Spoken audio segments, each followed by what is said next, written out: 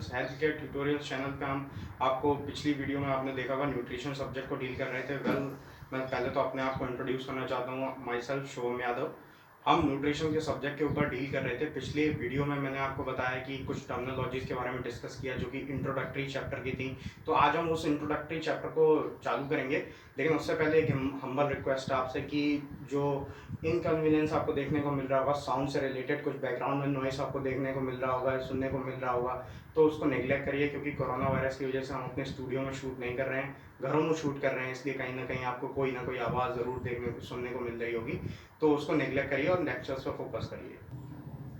तो हमारा next topic जो स्टार्टिंग टॉपिक आ जाता है इस चैप्टर का, वो आ जाता है importance of food in health and illness. Importance of food in health and illness क्या है? सबसे पहले अगर इसके बारे में डिस्कस करेंगे तो importance of health and illness को कवर करने के लिए दो मेजरली टॉपिक में डिवाइड किया गया है। अगर इनको हम दो मेजरली टॉपिक में डिवाइड कर देते हैं तो इसको पढ़ना बहुत ज़्यादा ईजी हो जाता है। तो बेसिकली पहला जो टॉपिक आ जाता है इसके अंदर, या पहला जो पॉइंट आ जाता है, कुछ भी कह लीजिए इसको, तो वो आ जाता है प्रमोशन ऑफ हेल्थ, और सेकेंड जो आ जाता है वो प्रिवेंशन ऑफ इलनेस। तो promotion of health and prevention of illness दो टॉपिक होते हैं, तो एक एक करके इनको समझते हैं। तो प्रिवेंशन ऑफ हेल्थ को प्रिवेंशन ऑफ इलनेस को बाद में समझेंगे, और प्रमोशन ऑफ हेल्थ को पहले समझते हैं। तो प्रमोशन ऑफ हेल्थ क्या है? प्रमोशन का मतलब होता है बढ़ावा देना।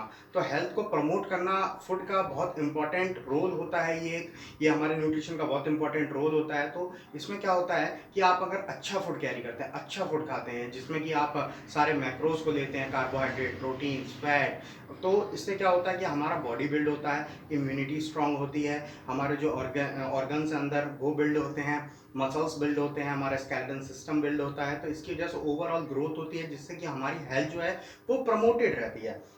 तो इस वजह से क्या होता है, हेल्थ का प्रमोशन रहता है अगर हम अच्छा फूड खाते हैं तो। लेकिन जो सेकंड पॉइंट आ जाता है प्रिवेंशन ऑफ इलनेस, प्रिवेंशन का मतलब होता है बचाव, और इलनेस आपको पता ही है, डिसीजेज जो होती हैं, बीमारियां जो होती हैं, उनको बोलते हैं। तो हेल्थ जो फूड है या फिर जो न्यूट्रिशन है वो ये भी फंक्शन करता है कि वो आपको प्रिवेंट करता है इलनेस से। कैसे करता है? जैसे कि मान लीजिए आपकी इम्यूनिटी बूस्टअप, ये एक एग्जाम्पल है। जैसे कि आपको क्या होता है कि आप अगर विटामिन सी या अदर विटामिन मिनरल्स को लेते हैं तो आप कई सारी डिसीजेस को प्रिवेंट करते हैं जो आपकी बॉडी के अंदर नहीं होती हैं। फॉर एग्जाम्पल आप मान लीजिए आयोडीन को लेते हैं, जो कि एक मिनरल है। अगर आप उसको इनफ अमाउंट में लेते हैं अपनी डाइट के अंदर, तो आपको बहुत ज़्यादा रिस्क जो है वो कम हो जाता है गोइटर जैसे डिसीजेस के होने का। तो ये एक आपका टॉपिक जो है वो कवर होता है, इंपॉर्टेंस ऑफ फूड और nutrition in health and illness. अब जो नेक्स्ट टॉपिक आ जाता है वो टॉपिक आ जाता है हमारा हेल्थ प्रॉब्लम्स इन इंडिया।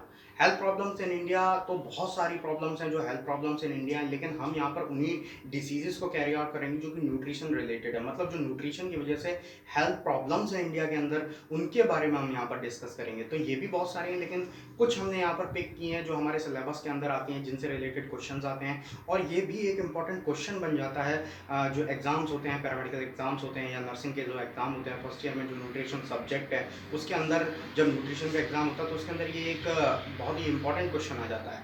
तो अगर इसमें हम देखें तो जो पहली डिसीज आ जाती है वो आ जाती है PEM की, प्रोटीन एनर्जी माल न्यूट्रिशन। प्रोटीन एनर्जी माल न्यूट्रिशन क्या होता है? जब आप अपनी डाइट में इनफ अमाउंट ऑफ प्रोटीन नहीं लेते हैं तो आपकी बॉडी प्रोटीन डेफिसिट में चली जाती है, और उस कंडीशन को प्रोटीन एनर्जी माल न्यूट्रिशन कहते हैं, क्योंकि बॉडी प्रोटीन की वजह से माल न्यूट्रिशन की कंडीशन में चली गई है। तो उसके बाद इसके अंदर दो कंडीशंस आपको देखने को मिलती हैं अपनी बॉडी के अंदर। जो पहली कंडीशन होती है क्वाशियरकॉट और दूसरी मरासमस। दोनों के सिम्टम्स अलग अलग हैं और ये ज़्यादातर बच्चों में देखने को मिलती हैं। इनके बारे में हम डीप प्रोटीन वाले चैप्टर के अंदर करेंगे, लेकिन यहाँ पर हम इसको ज़्यादा डीप में नहीं जाते हैं। नेक्स्ट जो आ जाती है वो आ जाती है LBW। LBW का मतलब क्या होता है?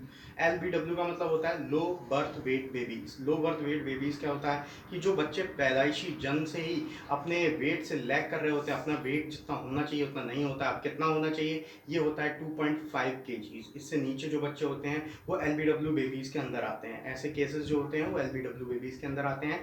इनके काफ़ी सारे रीजंस होते हैं। अगर मदर ने अच्छा न्यूट्रिशन नहीं लिया है, मदर अपनी प्रेगनेंसी के टाइम पर एक अच्छे वर्कआउट के शेड्यूल के थ्रू नहीं जा रहे हैं, या एक इनफ रेस्ट नहीं कर रहे हैं, ये सारी कंडीशंस आ जाती हैं। या फिर कोई इलनेस हो गई है, कोई इंजरी हो गई है, तो भी ऐसी कंडीशन कंडीशंस हो सकती हैं। उसके बाद नेक्स्ट आ जाता है लेथायरिज्म। लेथायरिज्म क्या होता है, जो मैंने आपको पिछले वीडियो में भी डिस्कस किया है। अगर आपने वीडियो नहीं देखा तो link will be in the description. आप अगर उस वीडियो को देखेंगे तो आपको पता चलेगा लेथायरिज्म क्या होता है, लेकिन फिर भी रिपीट कर देता हूँ। लेथायरिज्म का मतलब होता है कि आपके अंदर कोई भी एक तरीके से पैरालिसिस की कंडीशन हो जाती है जब आप केसरी दाल का ज़्यादा कंजम्पशन करते हैं तो। उसके बाद नेक्स्ट जो आपका हेल्थ प्रॉब्लम इन इंडिया आ जाता है वो आ जाता है माइक्रोन्यूट्रिएंट डेफिशिएंसी। ये एक बहुत बड़ी डेफिशिएंसी की कंडीशन हो जाती है। बहुत बड़ा स्केल है ऐसा, क्योंकि बहुत सारे विटामिन हैं हमारी बॉडी के अंदर, सॉरी बॉडी के लिए ज़रूरी होते हैं जो, और मिनरल्स भी बहुत सारे हैं। तो फॉर एग्जांपल ले लेते हैं एक, जैसे कि मान लीजिए आप अगर अपनी डाइट में इनफ अमाउंट ऑफ आयोडीन नहीं लेते हैं, अगर आयोडीन इनफ अमाउंट में नहीं लेंगे तो आपको गोइटर जैसी प्रॉब्लम्स हो सकती हैं। अगर आप मान लीजिए कोई विटामिन ए ले लीजिए, विटामिन ए इनफ अमाउंट में नहीं लेते हैं तो आपको वेरियस डिसीज हो सकती है आई से रिलेटेड, जैसे कि आपको नाइट ब्लाइंडनेस हो सकता है। तो इस तरीके से बहुत सारे डेफिशिएंसीज हो जाती हैं माइक्रोन्यूट्रिएंट की वजह से भी। तो ये भी एक हेल्थ प्रॉब्लम्स इन इंडिया के अंदर आता है। उसके बाद नेक्स्ट आ जाता है वेट फ्लटरिंग। वेट फ्लटरिंग क्या होता है? वेट फ्लटरिंग आपने रेयरली ही सुना होगा। वेट फ्लटरिंग क्या होता है? तो वेट फ्लटरिंग का मतलब होता है कि जब आप अपना वेट बहुत ज़्यादा लूज कर रहे हो और गेन ना कर रहे हो, तो ऐसी कंडीशन वेट फ्लटरिंग होती है। आप फूड तो खाते हैं लेकिन आप वेट गेन नहीं कर रहे हैं, ऊपर से लूज और कर रहे हैं उसको, तो ऐसे कंडीशंस जनरेट होते हैं। अब ये कंडीशंस किसको जनरेट होते हैं? ये कंडीशंस उन लोगों को जनरेट होते हैं जो लोग अपने डाइजेशन में लैग करते हैं, मेटाबॉलिज्म में लैग करते हैं, या फिर उनकी बॉडी में एसिड प्रोडक्शन ज़्यादा होता है, फ्लैचुलेंस की कंडीशन उनके अंदर है, यानी कि गैस प्रोडक्शन ज़्यादा होता है, तो उनमें ऐसे कंडीशंस आपको देखने को मिलते हैं। तो ये बात हो गई हेल्थ प्रॉब्लम्स इन इंडिया की। उसके बाद जो हमारा नेक्स्ट टॉपिक आ जाता है factors affecting food and nutrition. Factors affecting food and nutrition बहुत इंपॉर्टेंट टॉपिक है। इस टॉपिक के अंदर हम कवर करते हैं कि कौन कौन से ऐसे फैक्टर्स हैं जो फूड को और न्यूट्रिशन को अफेक्ट करते हैं। तो बहुत सारे फैक्टर्स ऐसे हैं जो फूड को और न्यूट्रिशन को अफेक्ट करते हैं, एक एक करके हम उनके बारे में डिस्कस करते हैं। तो सबसे पहला जो आ जाता है वो आ जाता है एज।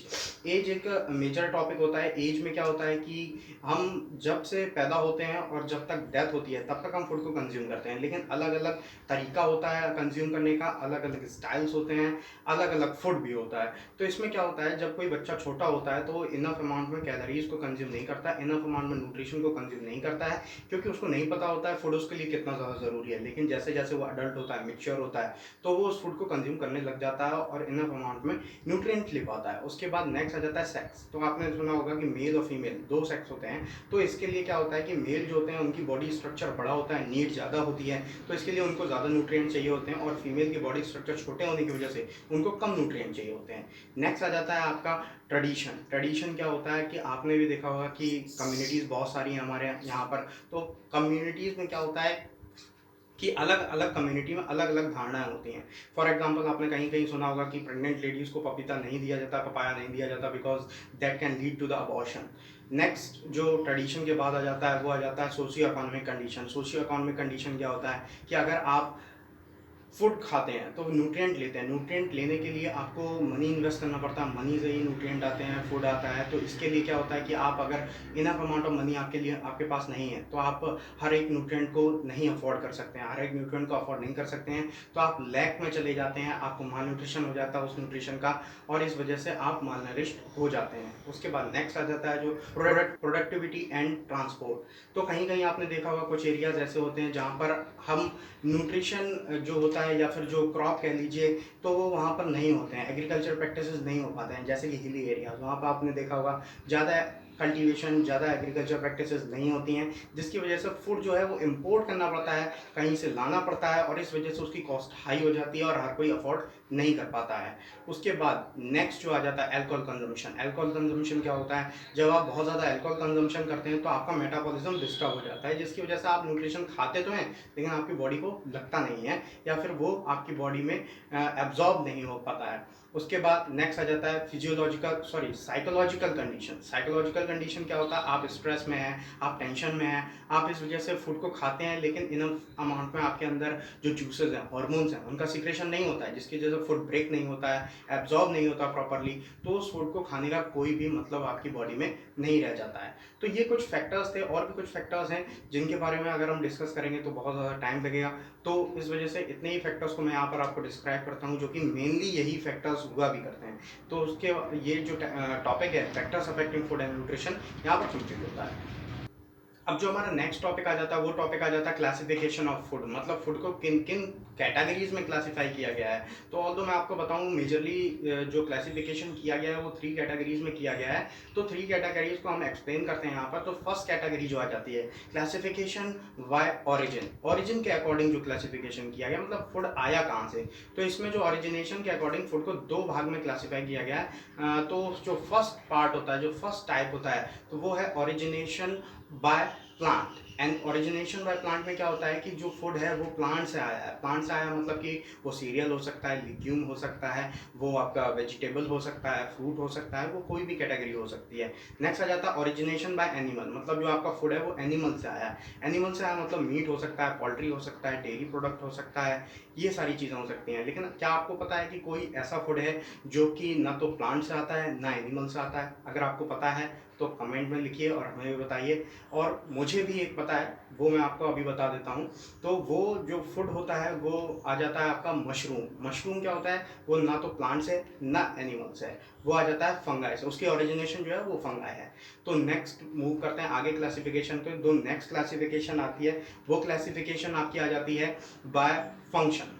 तो वाया फंक्शन में आपके 3 पार्ट में इसको डिवाइड किया गया था। एक तो एनर्जी यील्डिंग, दूसरा आ जाता है इसका प्रोटेक्टिव फंक्शन, और तीसरा आ जाता है आपका बॉडी बिल्डिंग फंक्शन। तो सबसे पहले पहला देखते हैं आपका प्रोटेक्टिव फंक्शन। प्रोटेक्टिव में क्या आता है, प्रोटेक्टिव मतलब कि ऐसे फूड जो आपको प्रोटेक्ट करते हैं, मतलब इम्यूनिटी बूस्ट करते हैं, आपको डिसीज से प्रिवेंट करते हैं, वो आ जाते हैं प्रोटेक्टिव के अंदर, जैसे कि विटामिन आ जाते हैं आपके। उसके बाद नेक्स्ट आ जाता है आपका बॉडी बिल्डिंग। बॉडी बिल्डिंग में जो भी फूड आपके मसल को बिल्ड करते हैं, आपके स्केलेटन सिस्टम को बिल्ड करते हैं, वो बॉडी बिल्डिंग फूड के अंदर आ जाते हैं। इसके अंदर आपका आ जाता है प्रोटीन्स। तो नेक्स्ट आ जाता है आपका ऐसा फूड जो आपको एनर्जी प्रोवाइड करता है, मतलब कि एनर्जी यील्डिंग फूड।